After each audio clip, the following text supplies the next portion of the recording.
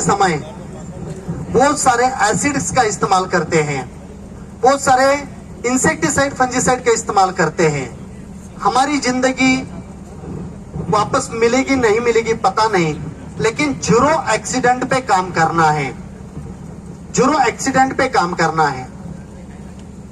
जब भी केमिकल का इस्तेमाल जरूरी है तब करिए, जब जरूरी नहीं है तब 100% मत करिए। केमिकल मार मार के बहुत अच्छा होता है ऐसा बिल्कुल नहीं है। जब जरूरत है तब इस्तेमाल करो, जब जरूरत नहीं तब इस्तेमाल मत करो।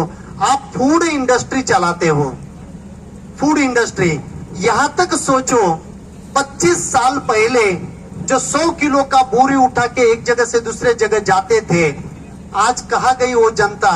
25 किलो की बोरी भी नहीं उठा पा रहे हैं। फूड इंडस्ट्री आप चलाते हो, अच्छा ही खाना बनाओ ताकि पुण्य का काम करो, लोगों को पॉइजन नहीं खिलाना है। बिल्कुल अच्छा है हम अनार की खेती करते हैं जिसका छिलका खाते नहीं है और दानों के अंदर पॉइजन रहता नहीं है, लेकिन बाकी भी खेती करते समय ख्याल रखिए। केमिकल का इस्तेमाल करे बिगर अभी खेती नहीं हो सकती, लेकिन ये केमिकल क्या करते हैं ये सिर्फ जाते जाते बता देता हूं। जब मैं मेरा पीएचडी का कोर्स वर्क कंप्लीट कर रहा था तब मुझे एक असाइनमेंट दिया था, effect of pesticide on human being and environment. जब अपने इंडिया में हरित क्रांति हुई थी और सबसे ज्यादा केमिकल का इस्तेमाल लोगों ने किया था, उसमें साइक्लोडाइन कंपाउंड थे, क्लोरीनेटेड हाइड्रोकार्बन, डीडीटी था, बीएससी था, इंड्रेन था, एंडोसल्फान था।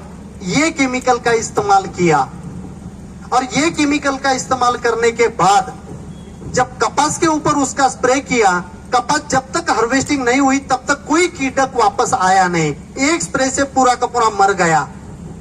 और जब कपास खत्म हुई उसके पत्ते जमीन में चले गए, सड़ गए, लेकिन वो जो केमिकल है वो केमिकल सड़ा नहीं, वो मिट्टी में रहा। दूसरा जो घास आया या जो भी चारा आया उसके जड़ों से उसके अंदर आया और वो अपने गायों ने खाया, भैंसों ने खाया, उसके पेट में चला गया। आप बोलेंगे कि वो गाय भैंस बेचारी मर गई होगी, मरी नहीं। उसके पेट में जब ये चारा जा रहा था उसके साथ में ये केमिकल उसने खाया, आधा गया उसके दूध में जो पिया हमने और आधा गया उसके खून में, और खून से उसके फैट बॉडीज में जाके वो एक्यूमुलेट हुआ। जब वो गाय 15-20 साल जिंदा रही, बाद में मरी, तब हमने उसको गांव के बाहर लाके डाल दिया। सिर्फ कुत्ते वहीं पे गए और कुत्ते ने उसको फाड़ के खा लिया। और गीद आया था और वो गीद ने उसका मांस खाया।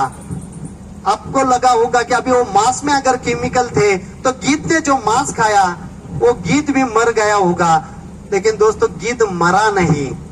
जिस नर गीद ने उसको खाया वो आइसोमर उसके पेट में जाने के बाद वो स्टराइल हुआ, वो नपुंसक हुआ, उसने फीमेल को मेटिंग किया, मादा को संभोग किया, वहीं पे वीर्य गया लेकिन शुक्राणु नहीं थे, वो नपुंसक हुआ। और वो जो फीमेल है उसने जो अंडे दिए उसके अंदर जिंदा जीव नहीं था, और आज गीत देखने को नहीं मिलता है। बहुत टेक्नोलॉजी आएगी, बहुत मार्केटिंग होगी, बहुत प्रोडक्ट आएंगे, और ये प्रोडक्ट आप नहीं इस्तेमाल करोगे तो आप खेती ही नहीं कर सकते। यहां तक आपको बोला जाएगा जब तक आप ये आपका फुलफिल नहीं करोगे तब तक पैसे एग्रीकल्चर में नहीं है। मैं किसी कंपनी के बारे में, किसी कंसल्टेंट के बारे में, किसी डीलर के बारे में, किसी के भी बारे में बुरा बोलने के लिए यहाँ पे नहीं हूं, लेकिन आपको सिखाने के लिए मैं हूं। अगर आपको अच्छी खेती करना है तो एग्री अकेडमिया है।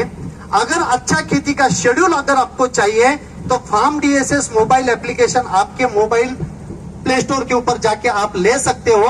पूरा ज्ञान का भंडार अनार का दिया है। दोस्तों एक ही आदमी काम कर रहा हूं, मेरी R&D टीम है वो काम करती है, 17 लोग आपके लिए काम करते हैं। और ये जो काम आगे चलने के लिए आपको ही इस कंपनी के साथ जुड़ना पड़ेगा, आपको ही ट्रेनिंग लेना पड़ेगा।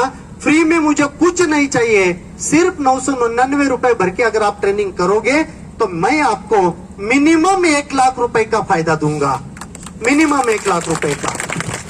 जो कि अभी यहाँ पे जिन्होंने ट्रेनिंग किया है वही आपको बताएंगे। इसीलिए मेरा मैं व्हाट्सएप नंबर दे देता हूँ, आपके पास रखिए। फोन तो मैं नहीं उठा पाता, लेकिन जब भी आपको कुछ दिक्कत है या ट्रेनिंग करना है तो मुझे बताइए, आपको लिंक भेज दूंगा और उसी महीने में ट्रेनिंग आप कर लीजिए। मेरा व्हाट्सएप नंबर है 8788915731 BT गोरे। सिर्फ व्हाट्सएप पे इसका इस्तेमाल करिए, मुझे हाई करिए, आपको लिंक मिल जाएगी। 16 तारीख को बैच चालू हो रही है, सबने ट्रेनिंग करना है, हर साल एक बार ट्रेनिंग करना है।